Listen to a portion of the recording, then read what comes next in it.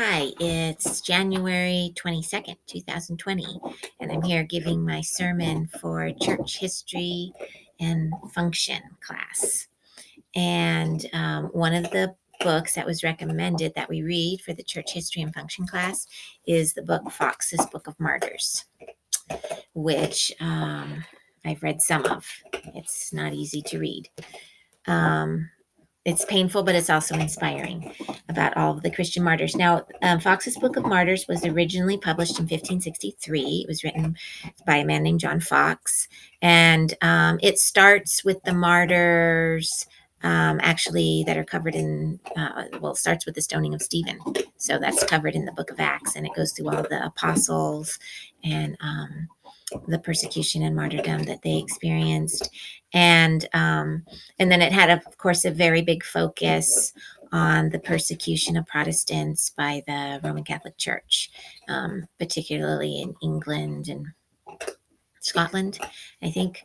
John Foxe was British, so of course he was mostly focused at home. But so it was originally published in 1563. Now, this sermon that I'm going to give is mostly about the life of John Bunyan, and he was born in 1628. And he was in prison for 12 years for preaching the gospel, and I'll get into all those details in a moment. But interestingly, he is today found in the Foxe's Book of Martyrs because it's been added to since its original publishing. So although it was originally published in 1563, now my version today, I can look in here, and here's the persecution. Oops, wrong page. An account of the life and persecution of John Bunyan, found on page 155. Now, the interesting thing is, when John Bunyan was put in prison in the 1660s, he took two books with him into prison. One was the Bible, and the other one was the Foxe's Book of Martyrs, which he wasn't in it then, of course. And he read it, and he read it, and he read it, and it inspired him a lot to stay obedient to God, regardless of persecution. So I just thought that was interesting. But let's talk about John Bunyan. Probably many of you have heard of the book Pilgrim's Progress. John Bunyan wrote that book, and he actually wrote it while he was in prison. And we'll talk more about that. But let's start with his early life. What was he all about? So he was born in Bedford, England, in 1628, and he was born to a tinker. His father was a tinker. And a tinker in those days is kind of like a cross between a door-to-door salesman and a handyman fix-it-up guy. So they got by. They weren't by no means wealthy, but they got by. His dad made a living, and his dad taught him the trade. But his father died young, and then his mother and his sister died. When John was 16, he joined the army, and that was during the British Civil War. And so he had some experience in that. But he was raised Christian. I mean, most people were raised Christian at that time and place. There was the official Church of England, and there was a lot of laws regulating that, and even telling people they had to go to the official Church of England. And, they were Christians. They were a church-going family. He knew about the Bible, but he was not really a Christian. He was not really born again. He didn't really understand the gospel. He didn't really know Jesus. In fact, as a boy, he was quite rebellious. He liked to shock people and do things like swear really, really bad. He was known to be a terrible swear, and just be rowdy, do rowdy boy things. And particularly like play rowdy games on Sunday, which you weren't supposed to do. The Puritans were very much into keeping Sunday. They called it the Lord's Day, and they thought you needed to, keep it holy and whatnot. And he wanted to be a wild little rowdy boy. So he didn't really get the gospel. He didn't understand it. Then when he was 16, he was in the army. He did have an experience that kind of started to wake him up a little bit to God. And that was that he, the troop that he was in was called into a battle, and he was all prepared to go. And at the last minute, one of his fellow soldiers said, I want to take your place. I want to go into the battle and fight. You take my place. You can just be a sentinel. And so he agreed. And as a sentinel, he watched this fellow soldier, possibly a friend. The account I read didn't say he was a friend, but maybe he was a friend. But he watched him go into battle, take a musket ball in the head, and die. And John Bunyan realized, God protected me. God set that up. He preserved me for some reason. He must have a use for me, but he didn't know what it was. But this sort of began a process of him feeling the weight of his sin and feeling guilt and remorse. So he was in the army for 4 years, from age 16 to 20. He went back then to his hometown, took up the trade of tinker, and he married a very Christian religious woman that he loved very much. She was also very poor, and she only brought 2 things into their marriage. Her dowry was 2 things that her father had given her, and they were books. And one of the books was called The Plainsman Pathway to Heaven, and the other was called The Practice of Piety. And John read these books, and he loved them, and they had an effect on him. And he really wanted to be a Christian, and he started regularly going to church, and he started, keeping Sunday a sacred day, and reading his Bible, and outward, he stopped swearing. He cleaned up his act. He was being a good husband. They were having children. He was being a good father. Outwardly, he looked like a converted Christian man, but he wasn't really. And he didn't realize that until he overheard 4 women speaking. They were just talking to each other on a sunny day. And this is what, there's a quote in Foxe's Book of Martyrs. This is what John has to say about that conversation he overheard. Their talk was about the new birth, the work of God in the hearts. They were far above my reach. So he realized, as he's listening to these women talk about the work that Jesus was doing them, that they were born again, that they were walking in the Spirit, he realized that he wasn't a real Christian, that he hadn't really converted. And he joined their church. So they belonged to a church called the Bedford Free Church.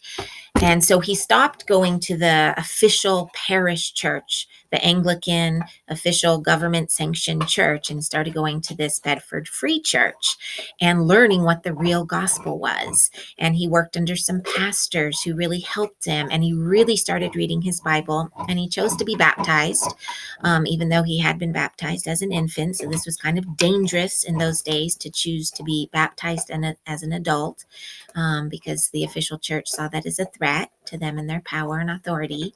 And he had a born-again experience. And he writes about it because he wrote a lot in his life, including his biography. So after he was truly born again, and he's part of this Bedford Free Church, and they asked him to preach. And he didn't really think he'd be good at it. He didn't really want to, but they asked and asked, so he did. And people loved his preaching. And he realized afterwards, oh my goodness, God's using me. I guess I'm to be a preacher. This is what God's calling me to do. So he preached and he preached.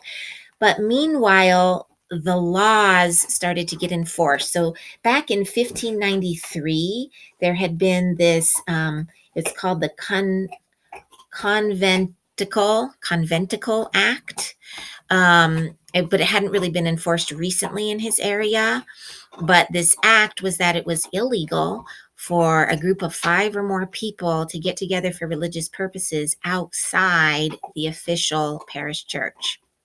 And it was 3 months in prison if you did that. And then you had to, in order to get out of prison after the 3 months, you had to agree that you would stop doing that.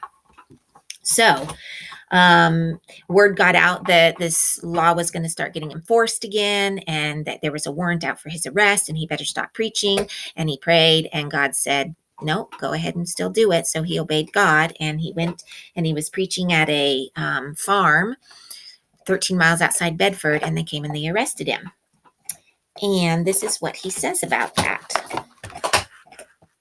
Before I went down to the justice, I begged of God that his will be done, for I was not without hopes that my imprisonment might be an awakening to the saints in the country. Only in that matter did I commit the thing to God, and verily at my return I did meet my God sweetly in the prison. So he went to prison.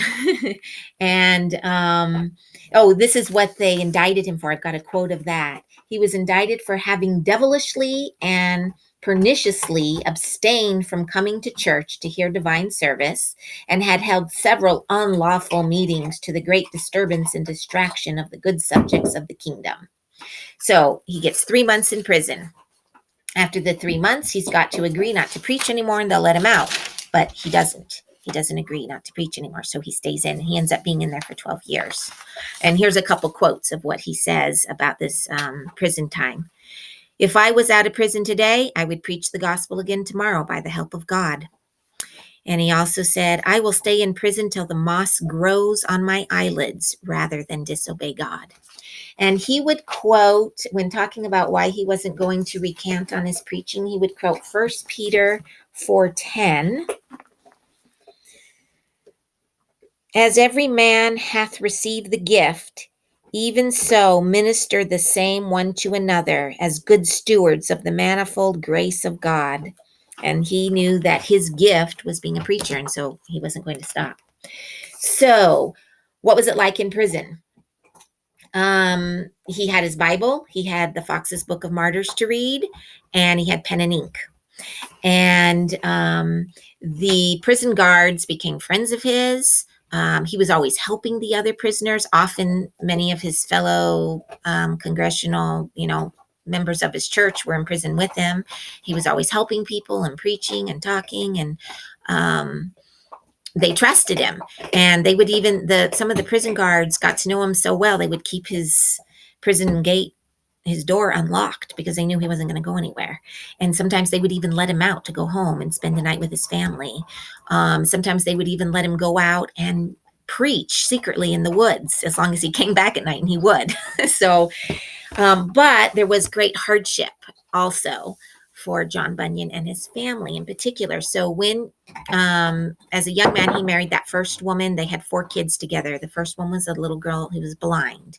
And, John, of course, loved his daughter very much and always wanted to be there with her. Then his wife died. This was all before he was in prison, and he married a second woman. So she was a stepmother for the 4 kids. She was pregnant when he got arrested. She was, of course, very stressed out by her husband's arrest, and she ended up having the baby prematurely, and the baby died. So, of course, John's hearing all of this from prison, and he feels terrible. It's tearing him apart to be away from his family and not to be able to provide for them. And yet he was going to obey God above all. And so he writes about how he had to basically give his family to God to be cared for. He gave him into the hands of God. It was basically like he was saying, God, I'm obeying you. Now please take care of my family. And his family was able to live off of charity from the other members of the church that all loved John. And also John made shoelaces while he was in prison and sold them.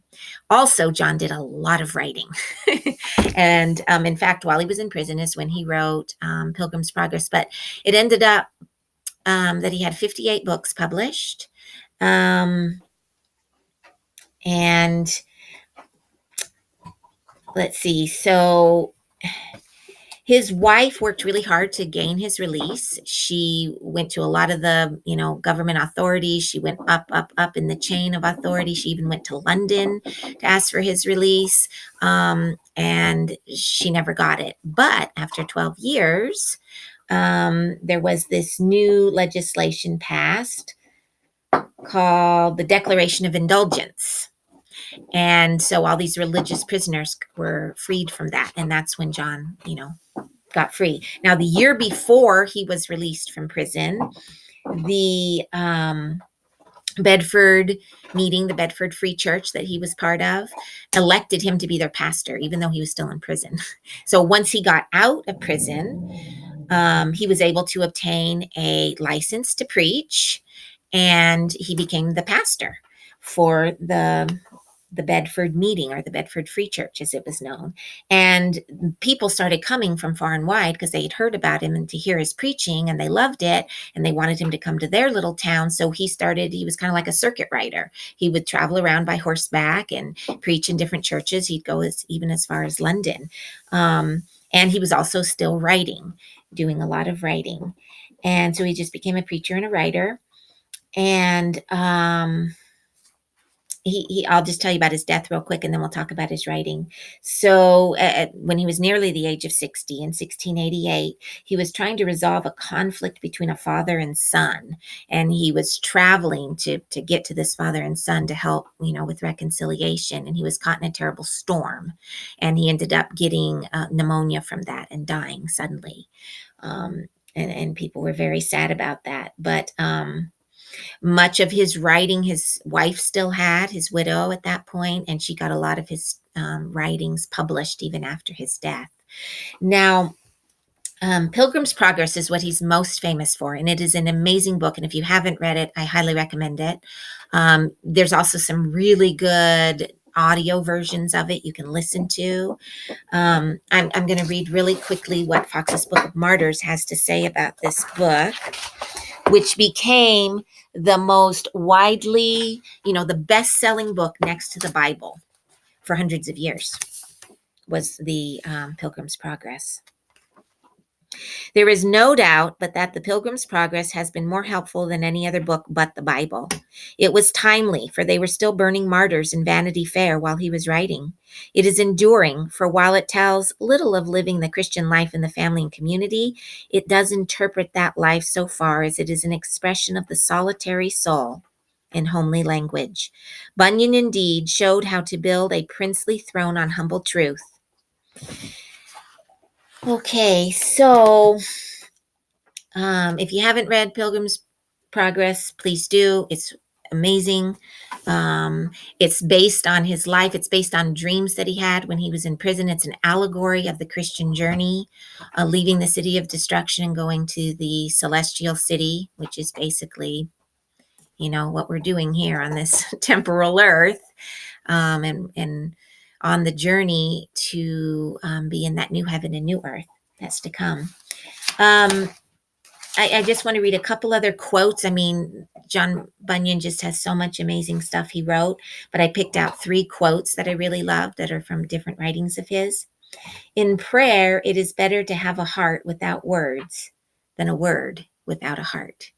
And isn't that the truth? A sincere and real prayer, whether it has words or not, is so much more than those meaningless, heartless, rote prayers to impress people, or to feel like you've done your duty. Okay, here's another quote. What God says is best, though all the men in the world are against it. And ain't that the truth with the gospel? Prayer will make a man cease from sin, or sin will entice a man to cease from prayer. And I love that one. So how did John Bunyan affect history? His beloved book, Pilgrim's Progress, has helped so many Christians truly understand what the Christian journey is all about. And John Bunyan was caught up right in the middle of the conflict that has happened throughout the history of the church. And this is a lot of what I learned from this course that we took, is the difference between the real church, which is the real church of Jesus Christ, is born again, spirit-filled, truly converted believers that endure till the end. And then there's always been a tug of war with that and the counterfeit churches, the fake churches, the establishment, the institution, the heartless church, the hypocrisy, the playing Christian, playing revival, playing that we're doing everything right, but it's not the real deal. And in John Bunyan's own life, I already talked about that at the beginning of his life, how he was looking like he was a Christian, but he wasn't really. And that's, to me, just an analogy for the whole history of the church. There's real Christianity and there's this counterfeit. And the devil loves the counterfeit, let me tell you. He gets a lot of mileage out of that counterfeit. turns people off or it sucks people into the wrong thing, to the broad road that leads to destruction.